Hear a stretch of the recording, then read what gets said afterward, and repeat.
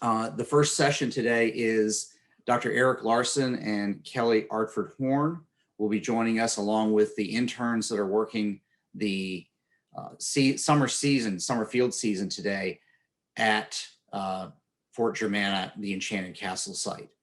So I'd like to invite those folks on now, and Eric or Kelly will introduce the rest of the crew. So Eric. Good afternoon, everyone. We are really thrilled that you've invited us to give another update for the field season.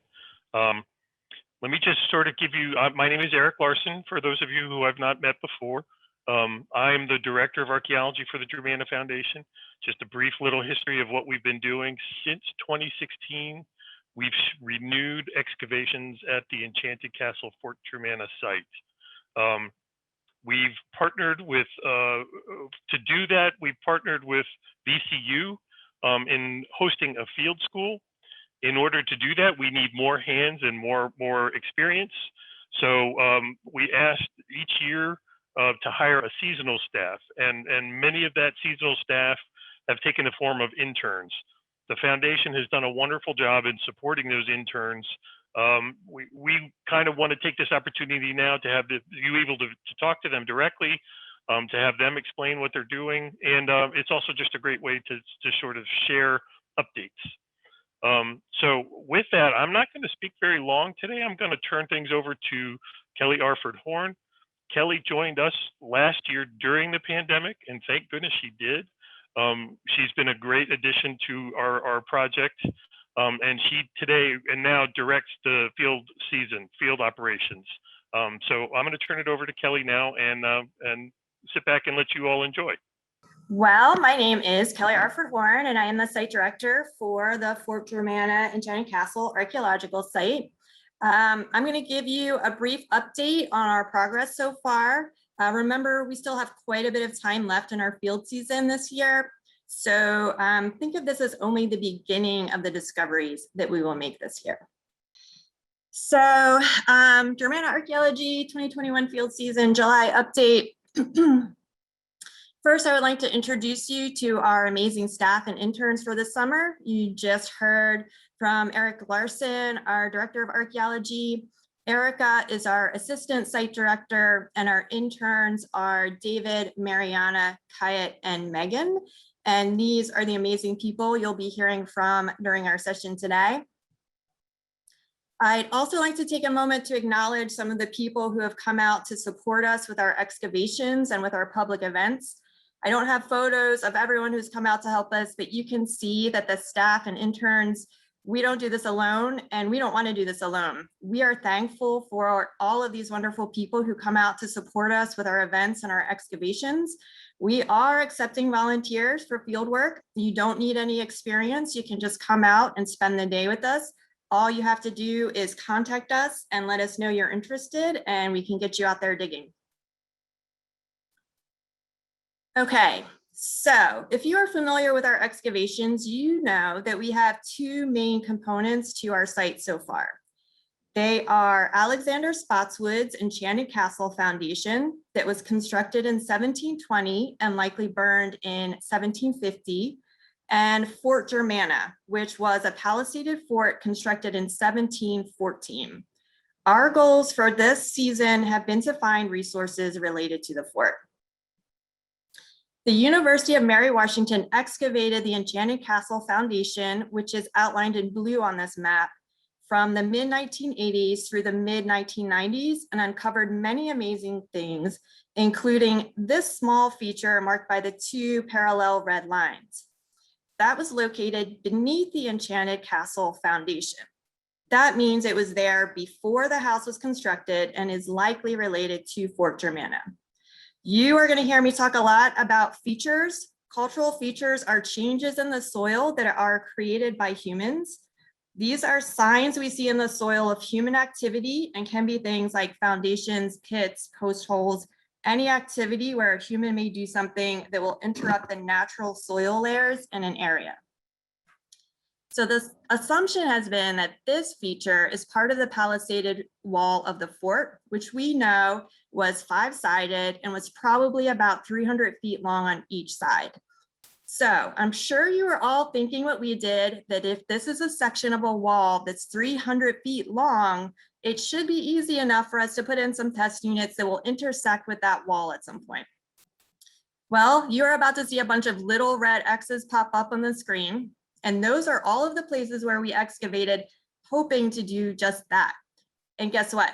We didn't find anything that looked like a wall feature in any of those units. So that plan was a good one, but it didn't work.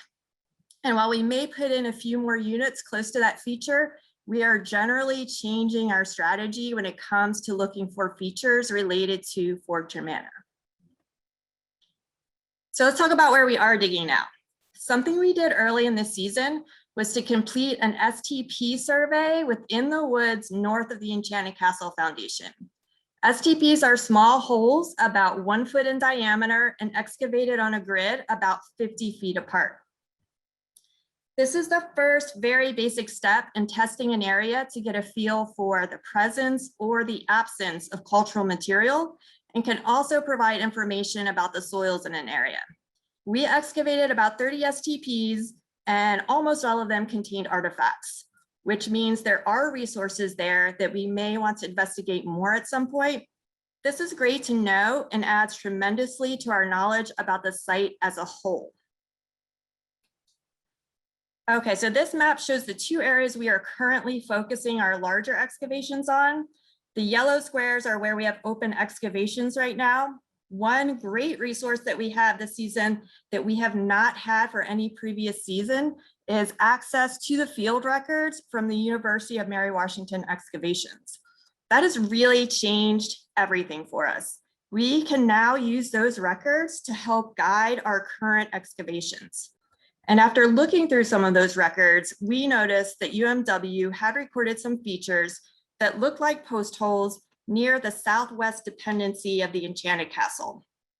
Those post holes seem to be beneath the level of the foundation. So we decided to open some excavations in the west yard to see if we could identify anything in that area that might relate to the occupation of the fort. So these are those excavations in the west yard.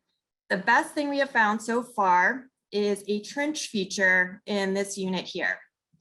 The trench is in line with the north wall of the southwest dependency and may be related to the Enchanted Castle Foundation. We are still excavating this feature and are not certain what its purpose is, but we are hopeful it could lead to a new understanding of how the west yard of the Enchanted Castle was used.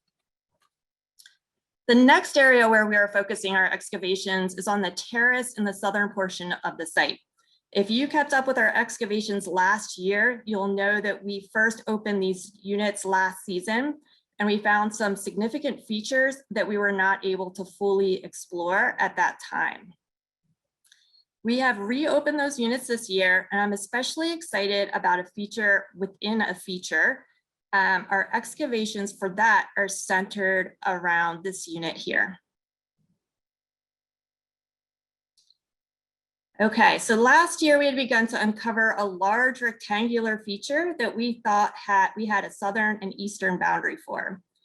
The feature is beneath about 2 feet of historic fill that we currently think was deposited under Spotswood's direction during or shortly after the construction of the Enchanted Castle. That means the feature has the potential to be related to either Fort Germanna or the construction phase of the Enchanted Castle, although that interpretation may change as we discover more about the soils. Within this rectangular feature is another circular feature. We are currently in the process of excavating this, and yesterday I asked Megan to stop digging for a few minutes so I could take some photos and do some photogrammetry to show you guys today. This is the excavation of the feature as it looked at the end of our field day yesterday. In this unit, you can really see the dramatic difference between the red clay soils that were brought in to fill in this pit and then level out this landform, and the brown soils, which are more natural at this level. Megan is in the process of digging out the red soils to reveal the original shape of the feature. You can see it is a very deep and large circular pit. There are very few artifacts coming out of this, and we still don't know what its purpose is, we will need to keep digging to get more information about the feature and what's around it before we can decide on an interpretation. So hopefully in the next week or two, we will know a little bit more about this feature. And if you don't already, you can check in with Germanna Archaeology on Facebook and Instagram for weekly updates on our progress. And that's it for me. I am now going to turn it over to Erica, who is going to talk a little bit about what she has been working on this summer. Thanks, Kelly. My name is Erica Moses. As Eric and Kelly said, I'm the assistant site director this summer, and I have a dual background in archaeology and GIS. So I'm going to talk a little bit about what we're working on trying to get a GIS set up at Germanna. So for those of you who don't know, GIS stands for Geographic Information Systems, and it's basically a tool that allows us to link together maps and databases. So data is organized into layers that can be viewed and combined and compared in different ways. But unlike something like CAD software or graphic design software, those visual layers are linked to other information that we can analyze directly within the GIS. And so it's a way of storing and visualizing and analyzing all in one.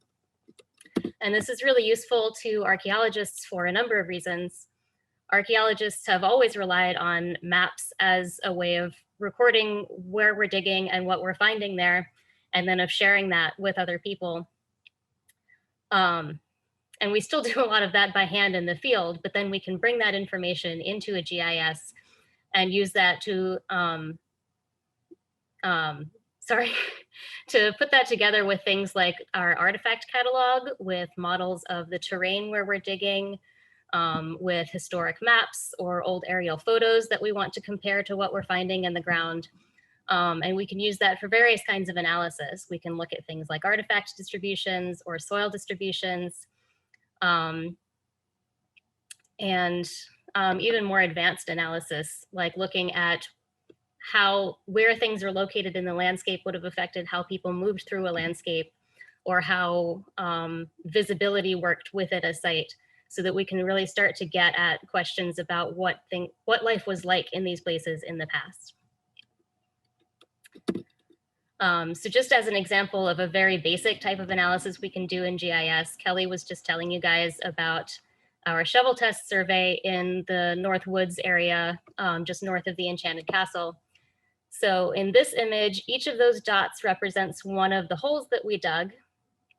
And then that sort of angrily colored bright orange and red and yellow layer on top is looking at artifact density based on the number of artifacts that we found in each one of those holes. So the red areas are where we found the most artifacts.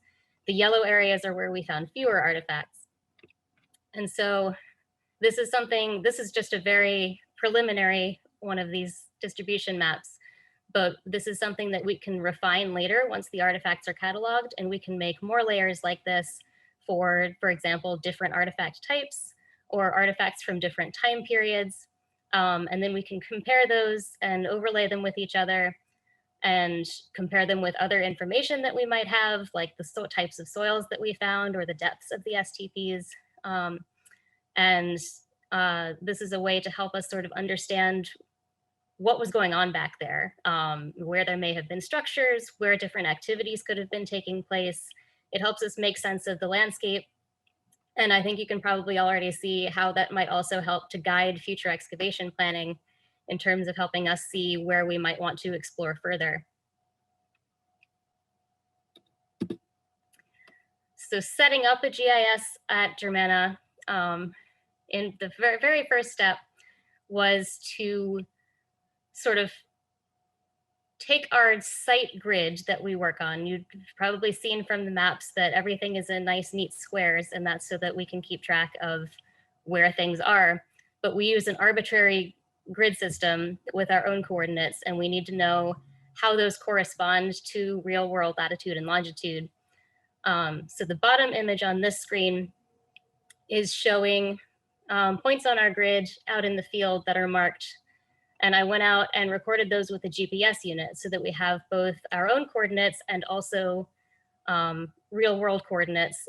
And from that, I can get the GIS system to sort of understand how to translate between the two so that it knows where on the earth we are digging, which is helpful.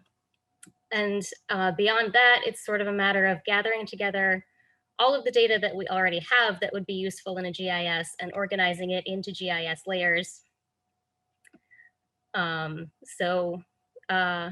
Kelly was talking about how we've just recently acquired all of the records from the University of Mary Washington excavations. And the top image on this slide is an original field drawing of part of that palisade trench that she was talking about that was excavated in the 1990s. And so paper records like that can be digitized and imported into GIS so that we can put them all together and see how they relate to each other. We also have some information that's stored in CAD files, AutoCAD, which is helpful because that can be imported directly into GIS and sort of converted into GIS layers. And then all of that information can be tied together with other types of data like artifact information and feature numbers and soil information so that we can use it for analysis. And the point that we're at right now, that I'm at right now, is step 2, the importing CAD data. So this is what one of those CAD maps looks like once it's been imported into GIS and overlaid on an aerial photo of the site. So we're sort of just getting started here. We're very early in the process, but it's already really exciting to see how much information we already have and how much we can potentially do with it once we get to that point going forward. I think Megan is up next. Megan, are you ready? I'm always ready, 100%. So my name is Megan Wilmus. I am one of the archaeological interns this summer at Fort Germanna. And one of the things that I've been really interested in and working on this season is the relationship, of course, between archaeology and geology. So archaeologists owe quite a bit to geology. We dig in the soils, we dig in the dirt. So it's very important for us to understand what we're digging in, how they're formed, what kind of erosional processes or other kind of features that we're looking at in the soil, and what that soil can tell us about how people use the landscape, how they modified the landscape. And one way in particular we look at that is through something called stratigraphy. So stratigraphy is essentially the layer and the study of rocks and sediments within the ground. So this is a photo that I took from one of these excavation units that we have put next to the parking lot. So it's on the south side of the Fort Germanna Enchanted Castle site. And one of the ways that we look at stratigraphy is through the different colors and soils. So I like to think of it almost as painting, but with dirt. So just like each paint has a different chemical composition that will change the color and the texture of the paint, it's exactly like that with soil. So in this picture, we have a couple of different colors, and that tells us that these soils are deposited at different times, that they have different chemical signatures, that they were used and filled in a certain way. And I have drawn the lines in of the different soils that you can really see. So of course, some of them are really gray. Some of them are the famous Virginia clay that stains everything and gets everywhere and will never get out of your pants, and no matter how hard you try. And what this does is we can look at the layers in the soil, and that can tell us how the site is used. So there is something in geology called the law of superposition, which basically means that the stuff on the top is the youngest and the stuff on the bottom is the oldest. Because in order for it to create layers like a cake, of course, the stuff on the bottom had to have been there first before you can place other things on top of it.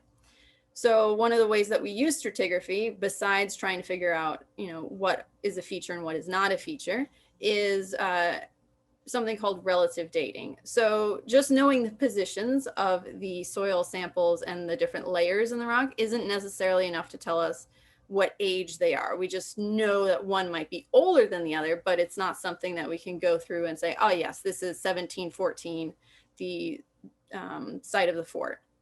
So we have to use the stratigraphy in combination with the artifacts that we find in the soils, because if we find some artifact that is, 1714 German ceramics in this layer of brown fill, then we can reasonably assume that that layer of brown fill was placed there no later than 1714 or whenever that ceramic was.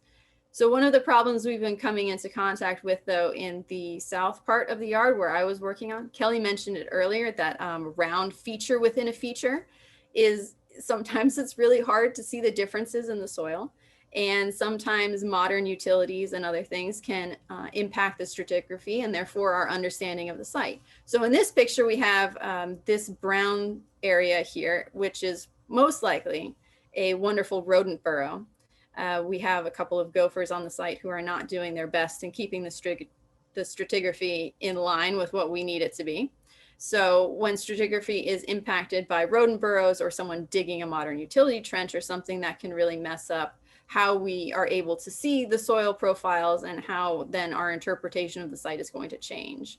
Sometimes it can even destroy a feature that might be there earlier by placing new soils in where they're not really supposed to be. So one of the things that we're trying to figure out this year is we're trying to really get a good grasp on the stratigraphy of the southern portion of the yard so that we can figure out, okay, exactly what is this feature within a feature? How does it relate to the other aspects of the unit? And then how is that going to help us interpret the site as a whole? So that's kind of what I've been looking at this year. And then I think, let's see, who's after me? I think Mariana is after me. Let's see. Hi. Hello, everyone. My name is Mariana. I'm one of the interns at Germanna this year. I'm calling in from Portugal, so I apologize if there are any issues with the internet connection. Hopefully not. Today I'm going to be talking about some plow scars that we found at the west end of the Enchanted Castle where we've been digging. So we can go ahead and switch to the next slide.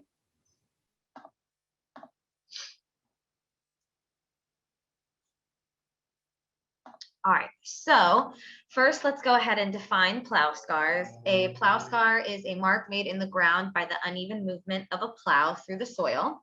The mark is made by the downward motion of the plow, thus penetrating the earth and mixing up the soil.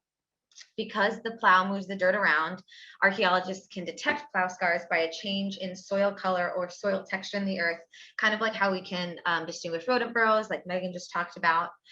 The layer of soil that has been disturbed by the plow is known as the plowed zone. Unfortunately, plow zones affect the vertical stratigraphy of the soil, or in other words, when the plow mixes up the soil, it might bring lower layers of dirt closer to the surface, which then affects the law of superposition, which states that evidence for the oldest occupation at a site will be at the bottom or closer to the bottom layers of the soil, and newer occupations will be closer to the surface. Additionally, agricultural disturbances such as plowing can rearrange the spatial organization of artifacts in the ground. So things like this will make it harder, but not impossible, for archaeologists to understand exactly when and where an artifact was deposited. However, plow zones are still important to understand, so we know exactly how the land was being used.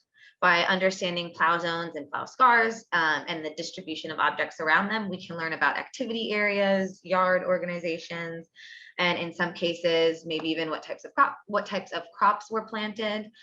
In this picture above, you can see David and Megan excavating some of the plow scars we found on site. And Eric, if you want to go ahead and move on to the next slide.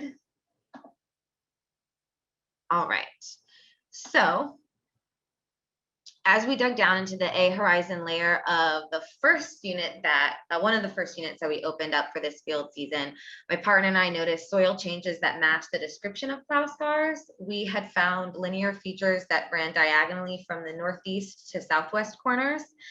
And we dug the plow scars separately to understand their exact shape and size, which remained pretty linear and pretty shallow. After excavating the plow scars, we paused that unit. We opened up the unit directly east, and we found that the plow scars continued into that unit, and that can be seen in the photo on the right of this screen. Another unit located slightly northeast also had plow scars, making it more obvious that this land had been plowed extensively at one point in time. It's possible if we continued excavating to the west, we might run into it, but we would have to wait and see on that. It's common for archaeologists to save dirt from features that we've recovered, and water screen them later. Water screening is a process where the dirt is filtered through a very fine mesh so that extremely small objects like seeds, fish bone, or beads, things like that, can be found. We do have some soil samples from the plow scars, so we will be water screening them in the coming weeks. Eric, if you don't mind advancing, please. So like I said before, the plow scars were found on the west side of the Enchanted Castle where the kitchen and laundry were located. So it's highly unlikely that these are actually associated with Spotswood in the Enchanted Castle because they're too close to a work area where crops would not have been cultivated. It is also unfortunately not associated with the fort. It is most likely associated with the Gordon family who occupied the site for most of the 19th century. It was common to grow wheat in the state of Virginia, and it's likely that the Gordon family grew wheat and milled it nearby at the Urquhart Mill, which is located a few hundred yards from the property. The artifacts associated with the undisturbed layers near the plow zone were 19th century nails and ceramics, so that also supports the idea that these plow scars date to the time of the Gordon family occupation. But even though the plow scars are not associated with Fort Germanna or the Enchanted Castle, they do help us understand exactly how the site was used over time, and anything that we can know about the site will help create a clearer picture of everything that was going on there. So they still tell us some really interesting things, and hopefully we'll find out more soon. And that is it for me. I don't know who is next. I believe I am next. So my name's David McCarthy. I am another intern working here for the summer. I'm originally from California, so I'm kind of far away, but I'm really enjoying working here. And I'm going to be presenting today on ceramics and all the different types that we've found and what some of them mean and where they came from and stuff like that. We're running into a lot of different types of ceramic working out there, and it spans like almost at like a 200-year time period, if not longer. This is this first slide is a picture of what we found from five of these pieces are all from the same unit, and the other two are there for because I will be talking about them later. But so these they're just in this picture, there are 7 different types of ceramic, and we're all finding them kind of all mixed together. And again, they come from a time period that spans early 1700s to late 1800s. And we're finding it all together, and they all mean different things, and it's pretty fun. Designs in ceramic could mean a lot of different things to a lot of different people, and they serve different functions too. Some types were more utilitarian, some were for more stylish, like dinner guests would be served on this plate. But they could also, having a type of ceramic could be just a way to connect back home, which is something I'll get back to later, and something that I have personal connection to. My family always used one type of ceramic, like all of our dishes were the same Fiesta-ware. And so I relate to that to home. So when I moved out and I'm like 1,000 miles away or whatever, I bought some Fiesta-ware cups and stuff to help me remind myself of home. And I think that people did that too. And I promise I'll get back to this later in my speech, but today with our slides, I'm going to be focusing mostly on the 1700s because I think that's, everybody knows the older stuff is cooler, right? So, and that's kind of why we're here, right? So let me find out how to switch side. Okay. So this piece, we found quite a few pieces of this. This is called black lead glazed redware. It comes most examples found in America are from the like 1750s on, but there are earlier examples found. These pieces were all made in England. These pieces were all made in England, but the design was also used earlier in different European countries, like Spain had an equivalent, but it's more than likely came from England. And this piece specifically is a bottom sherd, and it's quite large, so it was probably came from something utilitarian like a jug, or maybe a large storage pot, something like this picture on the left, which is something you can still buy. This stuff still hangs around in antique stores and stuff, and it's like 300 years old, and it's still usable if you wanted to maybe get lead poisoning, but it's pretty. Let's see the next piece. So it was used it's possibly used during the time of the Enchanted Castle, but is probably a little later, but it's hard to tell. This next piece is a little earlier and much more common. This is probably the most common thing we're finding out, at least ceramic type that we're finding out there right now, which is white salt glazed stoneware. It was produced for about 100 years in great quantities from late 17th century to the 18th century.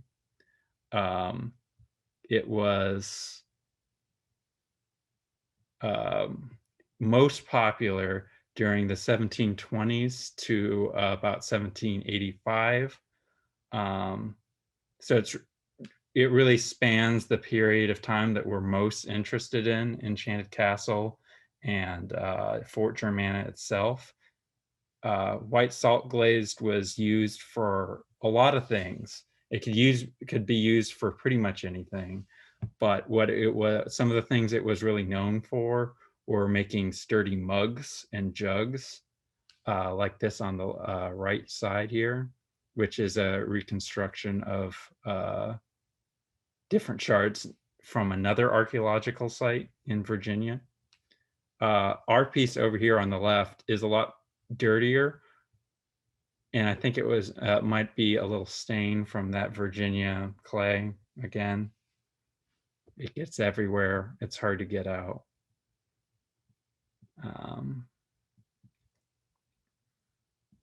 If we could find more of it, or we might be able to start reconstructing a vessel like they did on the right. But so far we're finding a lot of pieces all over the site, and it's hard to put stuff together. Just even though we are finding pretty good sized shards, especially in comparison to some of the other stuff that we're finding.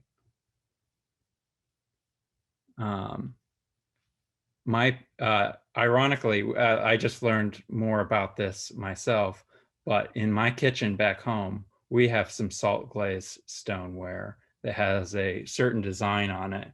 And now researching this stuff, now I know that stuff that we just have in our kitchen is like 250 years old, probably. So that's pretty exciting.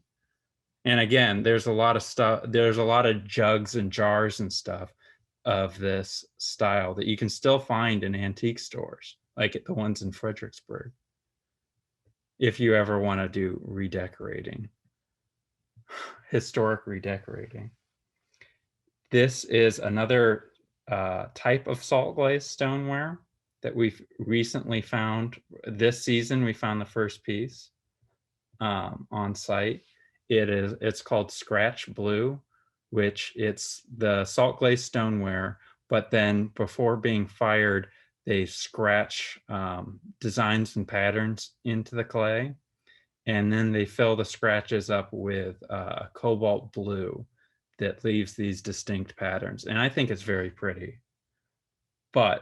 And it's it's my favorite piece of ceramic we found so far. But again, maybe I'm being partial because I'm part of the team that discovered it. So it was used primarily from about in production from 1735 to 1775.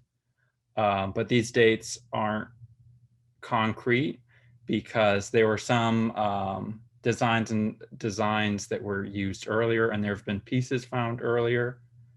And then at the other end of that, it was after it stopped being popular for food service products, it was used as a common design on sanitary ceramics like wash basins and less sanitary stuff than wash basins, that kind of thing. So it hangs around. If we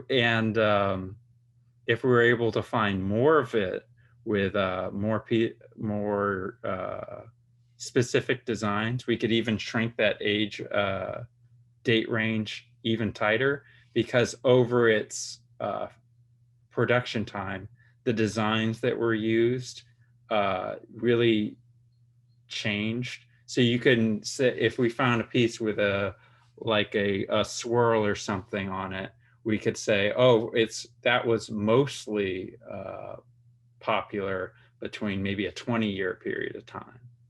So hopefully we find more of that kind of thing soon, more of that style soon.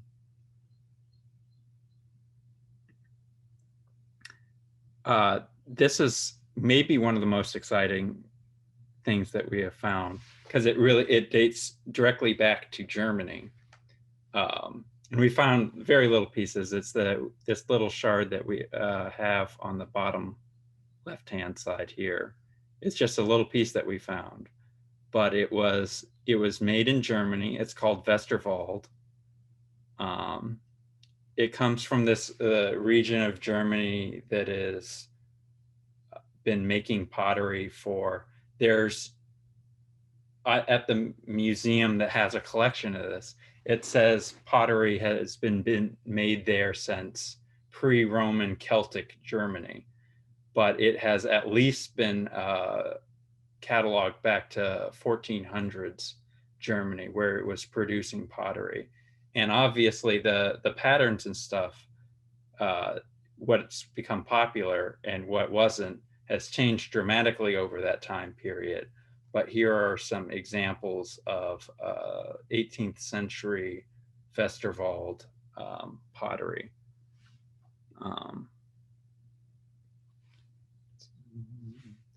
The design has significantly changed, but has continued to inspire pottery makers today. And if you think that this looks good, there are American potters who are making pottery that looks just like this up in Pennsylvania, and they even have a website and everything. So it's not only been an inspiration for potters today, but they have continued the legacy and are actually making 17th century or 18th century inspired stuff back in Westerwald, Germany right now. So that's very interesting. But this pottery probably came with the German settlers, or it was actually popular in England too. So it could have come over with Spotswood or a later descendant. But I would like to think that just like I bought Fiesta ware to remind me of home, they might have brought over some mugs or plates that would help them remind them of what their old home was and be able to think back to their homeland. Hello, everyone. I am Kayat. I was actually here as an intern last year, and I'm very excited to return. I am going to be, presenting on tobacco pipes because we have found a lot of those on site this year. So tobacco pipes are actually a really common archaeological artifact to find. Obviously, the indigenous people of the Americas have been cultivating tobacco for millennia, but it was unknown to the Europeans until their arrival in the New World, so to speak. This is actually one of the first images of a European man smoking a pipe from the 1590s, but commercial tobacco farming in Virginia didn't begin until 1610 when John Rolfe brought a better quality, sweeter strain of tobacco to the colony at Jamestown. Tobacco exporting really allowed the colony to flourish because they had failed to find the resources that they expected to, and they needed something to export. White ball clay tobacco pipes, like the ones on the previous slide, they were imported from Europe, usually England or the Netherlands, depending on the time period. They were really cheap, really disposable. There were also native ceramic pipes and pipes made by European settlers in the Americas, but we have not found any of those on our site. The tobacco pipe shapes changed in time, which is actually reflected by the price of tobacco. As tobacco became more and more affordable, the bowls for the tobacco grew wider and the stems grew longer to counterbalance it. So you can neatly date the tobacco pipe based on the shape, which is very, very useful for archaeological sites. So there are some parts of the pipes. Not all of these pipes will have all of the pipe parts shown. Especially earlier on, they wouldn't have had a heel or a spur. Decorations obviously changed as well. And again, as I said, the size of the bowl and the length of the stem changed. This is not a pipe that was found on our site. We mostly find the pipe stems because some of them could be very long and thus very delicate. In fact, we often attempt to fit the pieces back together. So we can drop the number of artifacts from in the hundreds sometimes to a lower number of hundreds. As I said, tobacco pipes are really, really easy to date. This was first figured out in 1956 by archaeologist J.C. Harrington at Jamestown. In the center here, this graph is the diameter of the bore and how it changed.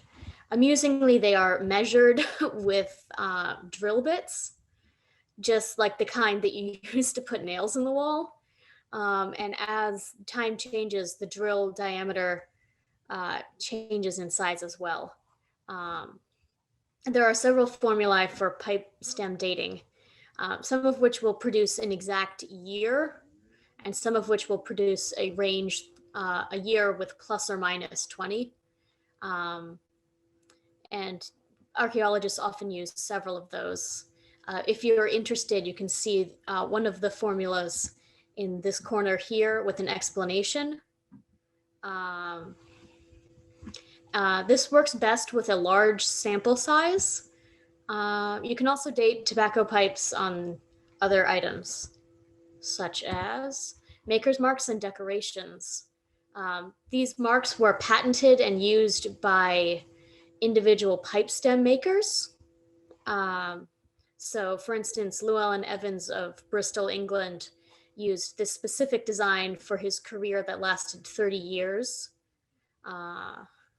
And these were recorded by the guilds that these artisans belonged to, and no one else was allowed to use them. And once they died, someone else could register the mark, but this is a really neat date range if you can find any of these. You can also use designs. So designs would be maybe stamped on a heel like this Tudor rose in the corner, or on the pipe stem here. They could be incised or carved into the bowl. And they went in and out of fashion. Some were favored by specific artists and others were not. And so that's also dateable. How does this relate to Germanna? Well, in the Mary Washington excavation, they found 930 some pipes in fragments. Some of these fit back together. There were large concentrations near the sides and the servant entrances. So you can see one here and one smaller one over here. The theory the people put forth was that these were areas that were more hidden from the overseers of the property. And so people gathered at these sections of near the dependencies and the side entrances to take a smoke break out of the eyesight of the people in charge of them, because people don't really change. So far, we haven't found any locally made pipes, any pipes with maker's marks, or any decorations, which means all the pipes were imported from Europe. And we are continuing to uncover many, many pipes this summer. Some of the ones you've seen were from the excavation this summer. If you see this purple circle, we are actually in this area. And I was looking through our drawers for cleaned artifacts to see if I could take any pictures, and I pulled out no less than 9. And that was just from one set. So these items are very, very common to find, and they will definitely help us understand the site better. So thank you for listening. Okay, I think we've gone through all our presentations. So if people kind of want to open up their video and we can maybe start to field some questions if we can. Is there, Ashley, you're going to help us out with that, aren't you? Yes, I will be moderating the questions. Great. I do have some in chat and I have some in the Q&A box. I'm going to get to the ones that were in the chat box first so I don't forget them. I took a picture of them so I didn't lose them in scrolling. So this one is for Erica. Have you tried working with aerial LiDAR data to integrate it with your data sets through GIS?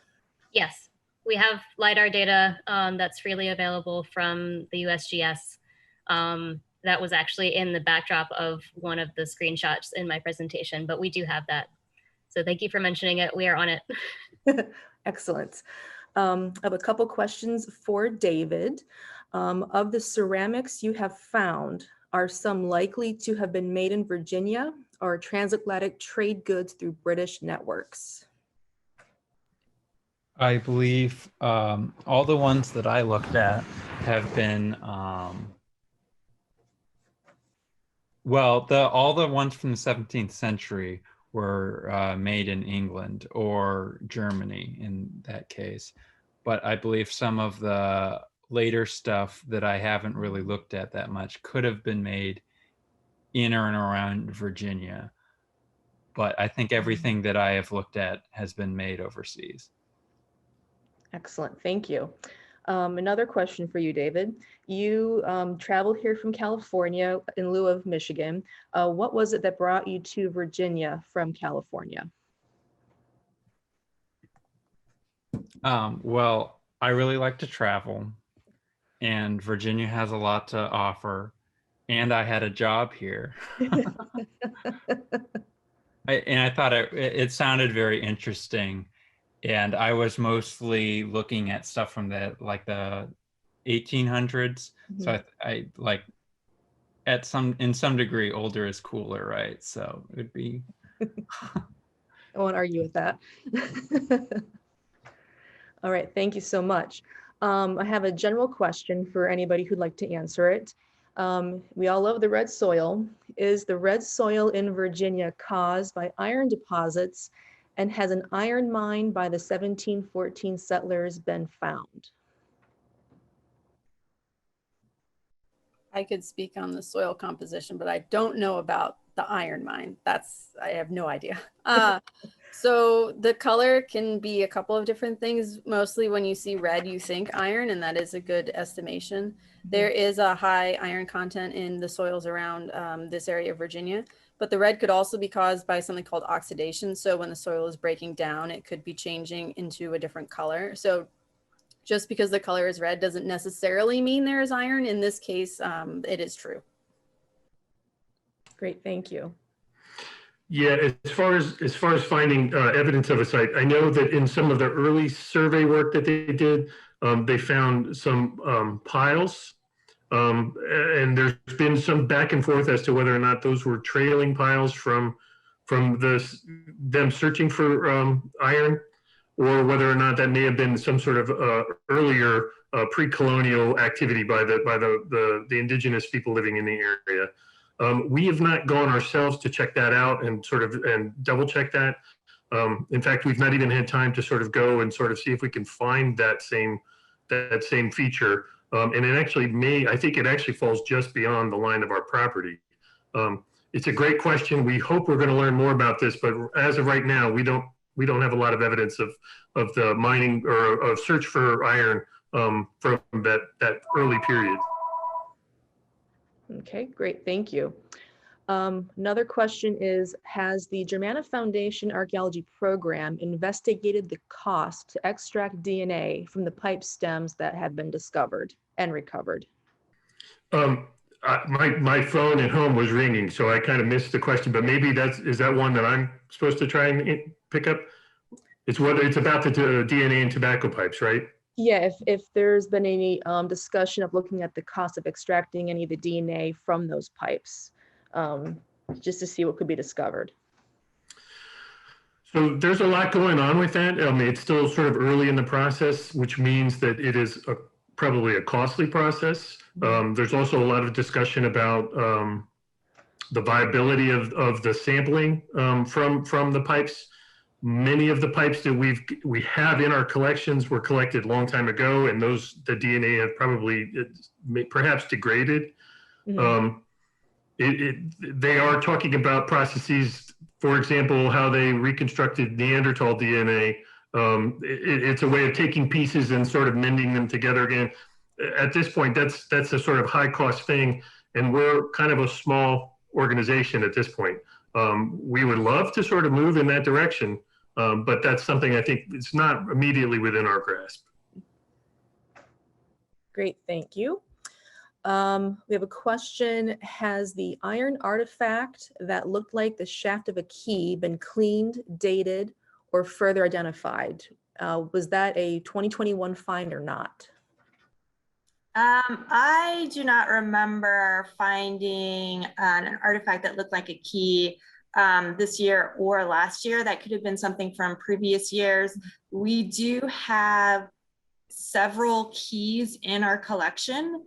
They're the skeleton keys. Some of the keys that we have that were with the Mary Washington collection have been conserved. But Eric, I'm not sure. I don't remember a key from this year or last year. Do you remember that? A couple of years ago, we did find a key when we were working on the terraces at Salubria, but that's the only one that I recall. Okay.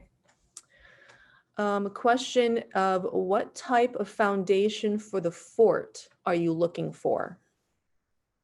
So the fort we know was palisaded. So it was wooden stakes stuck in the ground.